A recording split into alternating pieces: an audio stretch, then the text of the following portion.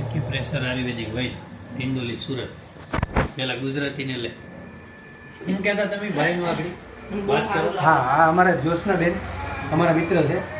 એમને ખમાનો દુખાવો હતો, હાથ ઊંચો નતો થતો એટલે કીધું તો તમે આગળ કહેતા ચાર ડોક્ટરો શું કહેતા હતા? ડોક્ટરે તો એને એવું કીધું હતું કે કોઈ પાસે પોઈન્ટ કરાવવા ન જતા, કાંઈ તેલ બેલના માલિશ ન કરાવતા, આવો તો આ બધી ના પાડી દે. બે આવો સજોડે એમ તો બાજુ હું કહ્યું હું થયું બેન કરો તો હાથ ઊંચો. કેટલા દિવસ છે આપણે? આપણે 24 દી 24 દિવસ થયા. હા. હાથ હાલવા માંડ્યો, કામ બધું રેડી થવા માંડ્યું. એનું હજી જોઈએ એટલું ભલે નહીં પણ આમ હા, પહેલા કરતા કઈ ફરક છે? હા, હા, છે. હે હા, છે. આ હાવ ક્રિટિકલ કેસ છે.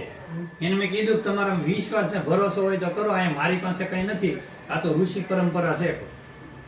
સારું કરવા વાળો ગુરુ મહારાજ છે. કીધું મને કઈ ખબર પડતી નથી. ભગવાનની કૃપા સિવાય આ દુનિયામાં કઈ છે જ નહીં, હતું નહીં, હશે નહીં. તમે 2.5 કિલોના હતા ને આજે 65 કિલોના છે. આનાથી મોટો ચમત્કાર કયો જોઈએ તમારે?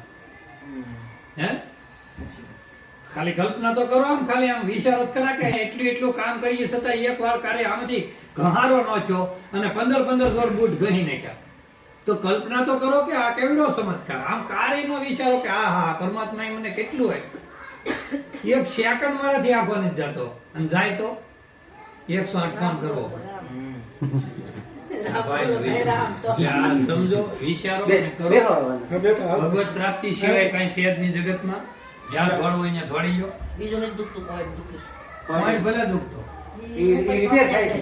એ તો દુખતું બેન થઈ ગયું ઘણું બધું. પોઈન્ટ દુખે છે ને કોઈ પ્રોબ્લેમ સોલ્વ કરવું